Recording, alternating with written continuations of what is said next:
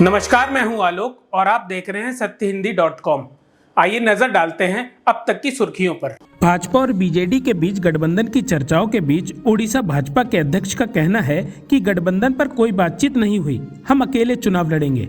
ओडिशा भाजपा का कहना है कि दिल्ली में बीजेडी के साथ गठबंधन और सीट साझा करने की बातचीत बेनतीजा रही। उम्मीद है कि भाजपा ओडिशा की 21 लोकसभा सीटों और 147 विधानसभा सीटों पर अपने उम्मीदवार उतार सकती है। सूत्रों की माने तो बीजेडी और बीजेपी के बीच गठबंधन तय ही हो चुका था, लेकिन सीट बंटवारे के कारण पेंच फंस गया है। कांग्रेस पार्टी ने शुक्रवार 8 मार्च को लोकसभा चुनाव के लिए 39 उम्मीदवारों की पहली सूची जारी कर दी है। इसमें कांग्रेस के दिग्गज नेता और सांसद शशि थरूर एक बार फिर से केरल के तिरुवनंतपुरम से सीट मिली है। पार्टी की तरफ से उन्हें उम्मीदवार बनाए जाने पर शशि थरूर ने खुशी जाहिर की है। इसके साथ ही उन्होंने कहा था कि इस बार बीजेपी के पास जो 303 सीटें हैं उन्हें भी दोहराना मुश्किल होगा। शशि थरूर ने एक्स पर एक वीडियो पोस्ट कर कहा, मैं सम्मानित और विनम्र महसूस कर रहा हूं कि कांग्रेस पार्टी ने मुझे अपनी सीट बचाने का मौका दिया है। मैं एक निष्पक्ष और प्रभावी मुकाबले की आशा करता हूं। 15 साल की इस राजनीति में मुझे कभी भी नकारात्मक प्रचार के लिए एक दिन भी खर्च करने की जरूरत नहीं पड़ी। लोकसभा चुनाव 2024 की तैयारियों में लगी भारतीय जनता पार्टी ने अपने सहयोगी दलों के साथ सीट शेयरिंग को लेकर बातचीत चालू कर दी है।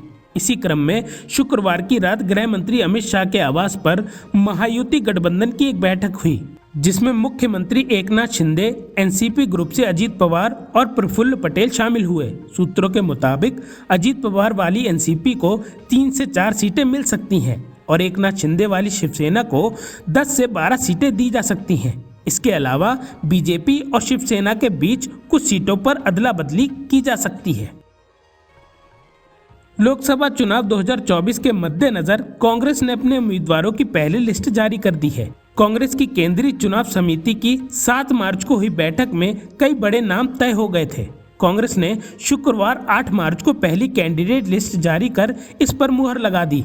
कांग्रेस सांसद राहुल गांधी को केरल की वायनाड लोकसभा सीट से मैदान में उतारा गया है। कांग्रेस की पहली सूची में 39 नाम सामने आए हैं, जिसमें छत्तीसगढ़ से 6, कर्नाटका से 7, केरल से 16, लक्षद्वीप से 1, मेघालय से 2, नागालैंड से 1, सिक्किम से 1, तेलंगाना से 4 और त्रिपुरा से 1 उम्मीदवार उतारा गया है। छत्तीसगढ़ के पूर्व मुख्यमंत्री भूपेश बाघेल करीब 1 दशक के बाद लोकसभा चुनाव की दौड़ में वापस आ गए हैं। कांग्रेस ने लोकसभा चुनाव के लिए अपने उम्मीदवारों की पहली लिस्ट जारी की, जिसमें बाघेल का नाम भी शामिल है। बाघेल बीजेपी का गढ़ माने जाने वाले राजनांदगांव लोकसभा क्षेत्र से चुनाव लड़ेंगे। वे 2009 में रायपुर संसदीय क्षेत्र से चुनाव हार गए थे। बीजेपी के संतोष पांडे को राजनांदगांव से दोबारा चुनाव मैदान में उतारा गया है। पांडे साल 2014 में इस चुनाव क्षेत्र में जीतते आ रहे हैं। पश्चिम बंगाल के संदेश खाली में हिंसा की जांच सीबीआई के हाथों में है। केंद्रीय जांच एजेंसी ने आरोपी शहजहां शेख पर धीरे धीरे शिकंजा कसना शुरू कर दिया है। इसी कड़ी में अब तृणमूल कांग्रेस से निलंबित शाहजहां के खिलाफ दर्ज एफआईआर में सीबीआई ने हत्या की कोशिश की भी धारा जोड़ दी है। वर्तमान में शहजहां शेख सीबीआई की कस्टडी में है, जहां उससे इस हिंसा से जुड़े मामलों में पूछताछ की जा रही है। वर्तमान में ईडी अधिकारियों से मारपीट मामले में शहजहां शेख 10 मार्च तक सीबीआई की कस्टडी में है। इस मामले में सीबीआई ने सीआरपीसी 161 के तहत ईडी अफसरों के बयान दर्ज किए हैं। दिल्ली के इंद्रलोक इलाके में सड़क पर नमाज पढ़ते लोगों पर लात मारते हुए पुलिस सब इंस्पेक्टर का वीडियो सोशल मीडिया पर वायरल होने के बाद लोगों का गुस्सा भड़क उठा। वीडियो में दिख रहा है कि सड़क पर कई लोग एक साथ नमाज पढ़ रहे हैं, तभी एक पुलिसकर्मी उन्हें लात मारकर उठाने लगता है।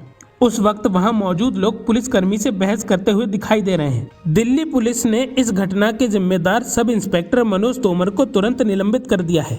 दिल्ली पुलिस के एक अधिकारी ने बताया कि इस घटना से निलंबित पुलिसकर्मी के खिलाफ विभागीय जांच शुरू कर दी गई है। उन्हें तत्काल प्रभाव के लिए निलंबित कर दिया गया है। यूट्यूबर एल्विश यादव को पिटाई कांड में तगड़ा झटका लगा है। हरियाणा के गुरुग्राम में उनके खिलाफ इस मामले में केस दर्ज हुआ है। समाचार एजेंसी ANI ने इस बारे में शनिवार 9 मार्च को जानकारी दी है कि हमला करने और जान से मारने की धमकी देने के आरोप में पुलिस ने सोशल मीडिया इन्फ्लुएंसर के खिलाफ गुरुग्राम के सेक्टर 53 पुलिस थाने में केस दर्ज किया है। यह वही मामला है जिससे जुड़ा एक वीडियो सोशल मीडिया पर वायरल हुआ था, जिसमें एल्विश यादव एक युवक को बुरी तरह से पीटते नजर आ रहे थे। तृणमूल कांग्रेस रविवार को कोलकाता के ब्रिगेड परेड मैदान में एक विशाल रैली के साथ लोकसभा चुनाव के लिए अपने अभियान का आगाज करेंगे। पार्टी ने इस कार्यक्रम के लिए एक वीडियो प्रोमो जारी किया है। बंगाल की सत्तारूढ़ पार्टी ने कहा है कि यह पूर्वी भारत में अब तक की सबसे बड़ी सार्वजनिक सभा होने जा रही है, जिसमें मंच पर करीब 600 प्रमुख नेता 3 वर्गों में विभाजित होंगे। बंगाल की मुख्यमंत्री ममता बनर्जी ने कहा, हमारी ब्रिगेड बैठक के दौरान गर्जन से दिल्ली के लोगों की रूह कांप जाएगी।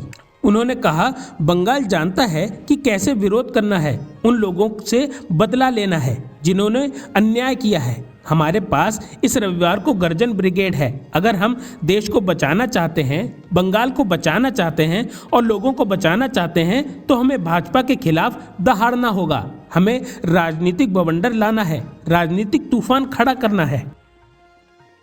महाराष्ट्र के नागपुर में अगले सप्ताह होने वाली राष्ट्रीय स्वयंसेवक संघ की अखिल भारतीय प्रतिनिधि सभा की बैठक में आगामी लोकसभा चुनाव, पश्चिम बंगाल के संदेश खाली में महिलाओं के खिलाफ कथित अत्याचार और मणिपुर की मौजूदा स्थिति समेत कई मुद्दों पर चर्चा हो सकती है।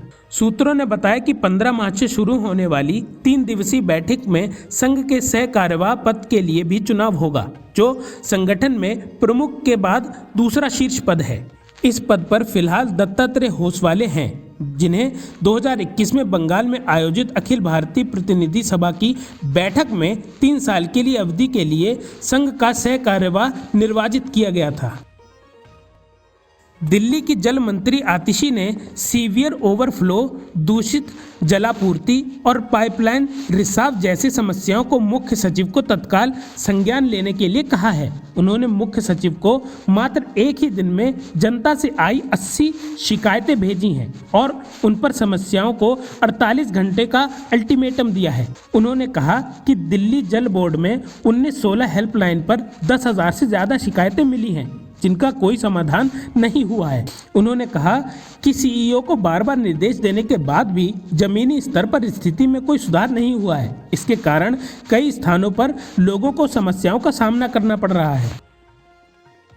दिल्ली में अभी 2 दिन और ऐसा ही मौसम बना रहेगा। इसके बाद तापमान में वृद्धि होने लगेगी। शनिवार को राजधानी में मौसम साफ रहेगा, हालांकि 25 से 35 किलोमीटर प्रति घंटा की रफ्तार से हवा चलेगी। मौसम विभाग का अनुमान है कि 13 मार्च तक न्यूनतम तापमान 13 से 14 डिग्री व अधिकतम 30 डिग्री तक चला जाएगा। शुक्रवार को राजधानी में लगातार चौथे दिन सुबह का तापमान 10 डिग्री के नीचे रहा। दिल्ली में बादलों की आवाजाही रही और धूप भी खिली रही। मौसम विभाग का पूर्ण अनुमान है कि अभी 2 दिन तक मौसम ऐसा ही बना रहेगा, जिसके बाद तापमान में वृद्धि होगी। अजय देवगन और R माधवन की सुपरनैचुरल हॉरर फिल्म शैतान 8 मार्च को यानी महाशिवरात्रि के मौके पर सिनेमा घरों में दस्तक दे चुकी है। ऑडियंस से मूवी को जबरदस्त रिस्पांस मिल रहा है। क्रिटिक्स ने भी फिल्म की जमकर तारीफ की है। एडवांस बुकिंग में ही शैतान ने 1,76,000 से ज़्यादा टिकट बिक्री की है। इस तरह फिल्म ने रिलीज से पहले ही 1.14 करोड़ की कमाई कर ली थी। सेक न्यूज़ की रिपोर्ट के मुताबिक अजय देवगन और R माधवन की फिल्म शैतान ने पहले दिन बॉक्स ऑफिस पर 14.50 करोड़ का बिजनेस किया है।